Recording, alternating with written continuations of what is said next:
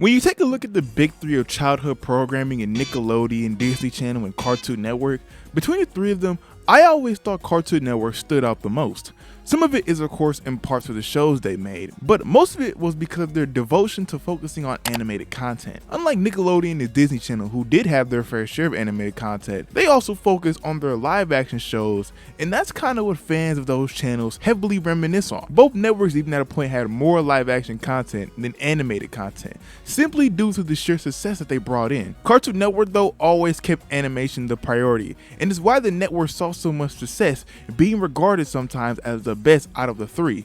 But apparently Cartoon Network didn't see it that way anymore, because in 2009, they would make a decision that would tarnish the network's reputation. After seeing the success of the teenage sitcoms and live action content from Disney Channel and Nickelodeon in the late 2000s, Cartoon Network decided that they wanted to join in on the action. And so the channel, exclusively known for its cartoons, decided to introduce a new era revolving around live action projects known as CNN Real. And as you can imagine, it did not go over well with audiences. There are many reasons why CNN Real failed, from just the quality of the content produced and just the overall mismanagement and just baffling decision to introduce this new block in general. So today I thought we would take a look at what is most definitely Cartoon Network's biggest failure, and that is CNN Real. Before Cartoon Network decided to fully roll out their new live action programming block, they will slowly test the waters with a few live action attempts, such as with the TV movie called Reanimated from 2006 and the spin-off show Out of Jimmy's Head from 2007 that were both about a kid who sees cartoon characters who he would see in the real world and who made problems for him in his everyday life. Now, I haven't seen either of these projects, as they were kind of just erased from fucking existence, but from looking online, it's safe to assume that they weren't really the best, as both the show and the movie were received very poorly, which resulted in the show being cancelled almost immediately, leaving both of these projects to rot in the network's past. But to give credit where it's due, the idea of cartoons seeping into the real world was a smart way for the network based around cartoons to try incorporating this type of show into their brand. Like, the premise was so good for this show that even Disney Channel thought the same thing, as they would make a show called Curry Buckets with basically the same premise, and it went on to be a lot more successful than Out of Jimmy's Head, so that's kind of tough, Cartoon Network. Other than that, we did see Cartoon Network make one more attempt at a live action project, and this time it was based around one of their popular cartoons at the time, in 2007's Ben 10 Race Against Time, which may be the closest they have ever come at success with a live action project, as Race Against Time, while it isn't some masterpiece, Ben 10 fans seem to enjoy it for the most part, and it was a pretty successful entry into the franchise. These small attempts would ultimately lead into the network finally taking that jump into live action, as 2 years after both Race Against Time and Out of Jimmy's Head, CNN Real was introduced to the world. CNN Real launched on June 17, 2009, and throughout its run, the focus on making new cartoons was immediately halted, as the only animated shows playing on the network were Ben 10 Alien Force, Chowder, Flapjack, Secret Saturdays, Total Drama Action, 16, and Johnny Test, all of which were already airing before CNN Real. All the focus is going into making these new live action shows for CNN Real, such as a show called The Othersiders, a show about a group of teen ghost hunters who visit haunted houses and buildings in California, who unfortunately aren't as cool as the Scooby Gang or any of the other Hanna-Barbera mystery solvers. You also had a show called Survive This, which was a very blatant ripoff of Survivor, like shamelessly ripoff. Then you had a show called Brain Rush, a show where people were asked trivia questions while on a roller coaster, which sounds like the most watch it one time and instantly forget about a show of all time. And you also had Bobby Says, a sports clip show similar to the show Taj Zero, or one that I actually know of, Ridiculousness, hosted by Bobby J. Thompson, known for his role on That's So Raven. Sadly though, his star power wasn't enough to save this show. Now, I'm sure a lot of you probably have no clue what any of these shows are, and that's understandable, because all these shows were met with fast cancellations due to negative reviews and super low ratings, as all these shows got hit very hard with those three. Surviving This, Brain Rush, and Bobby Says were all canceled a month after they aired, while The Othersiders saw a bit more success, making it to a second season just due to better public reception than its peers, but it still was canceled only after 4 months of it being on the air. Luckily, Cartoon Network would strike gold at least twice in this era thanks to two shows in particular, one being Destroy Build Destroy that aired at the start of CNN Real as well. If you were around during this era, you have for sure seen this show, and have especially seen the face of its host, Andrew WK. Now, Andrew WK is a popular rock musician who kind of looks like Moist Critical from like another universe. At least that's what I thought seeing him again and doing research for this video. And who I also found is married to Kat fucking Dennings of all people. Like, I just found that out like literally as I was researching for this video. Like, my respect for this man has raised drastically.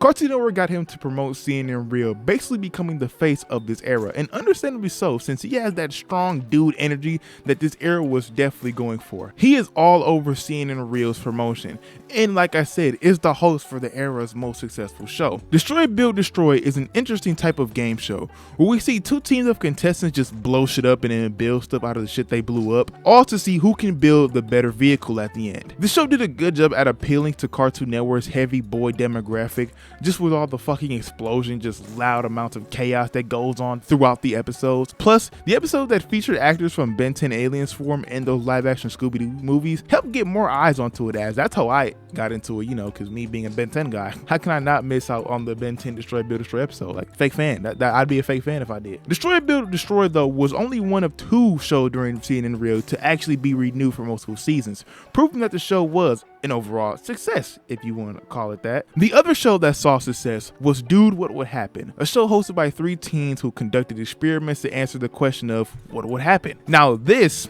is a little bit of a guilty pleasure show for me, as this is my personal favorite show from this era, just due to its absurd premise that just gives off heavy vibes of doing random shit with your friends on that random weekend y'all all decide to hang out, but it's like taken to another fucking level. Like, some of the stuff they do on this show was peak unemployment behavior, like the type of shit that your unemployed friend might be doing right now on this beautiful Tuesday morning whenever you're watching this video. I don't know. Now, this show also got great ratings due to just that level of absurdity and overall great chemistry between the three teen hosts CJ, Jackson, and Ali. These three would also compete a few times on Destroy Build Destroy, making for some of that show's most entertaining episodes as well. Now, outside of the TV shows, Cartoon Network would continue to produce some live action films for their popular cartoons, like they did for Race Against Time, like making another Ben 10 sequel in Alien Swarm that was actually received a bit better than Race Against Time. And they didn't stop there, as we got two whole new Scooby-Doo movies they made, and Scooby-Doo The Mystery Begins and Scooby-Doo Curse of the Lake Monster. While these three movies are far from cinematic masterpieces themselves,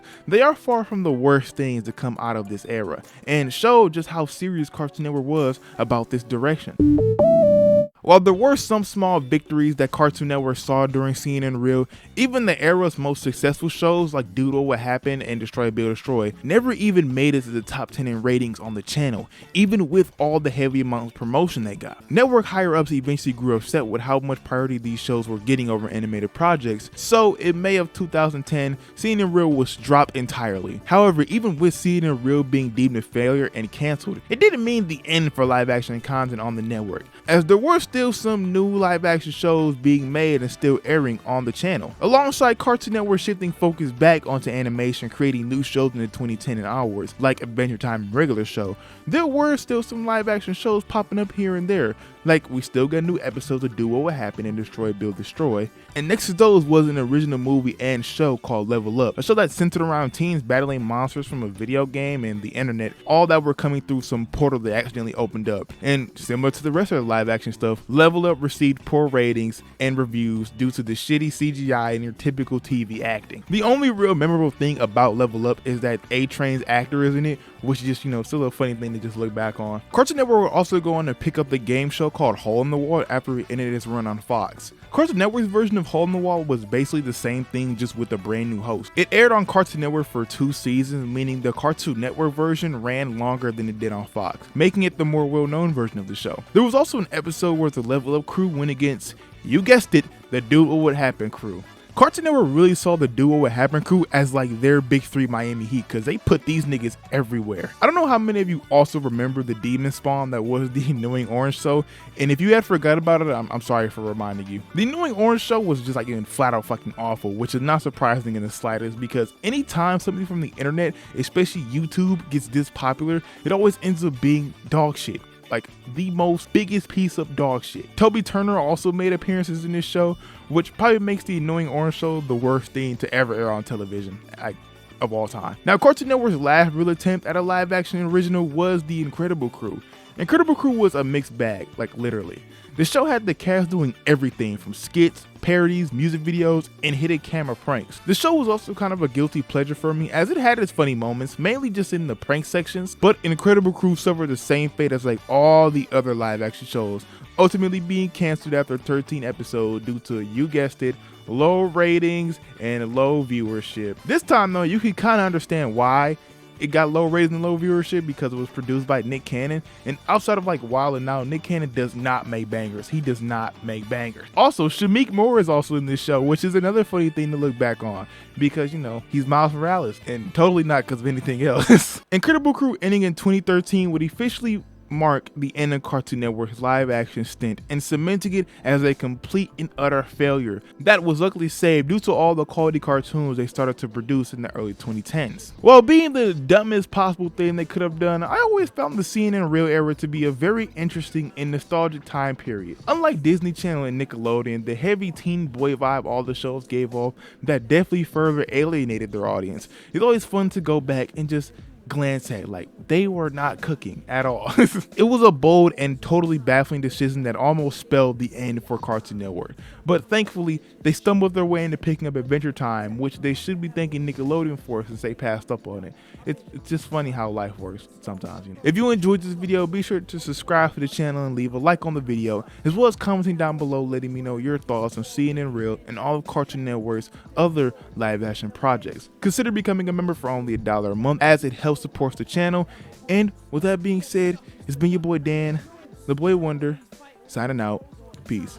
They always stay out of line. Sometimes I wanna just chill and land, but I'm the protector of the emeralds and gems. Stay knuckled up in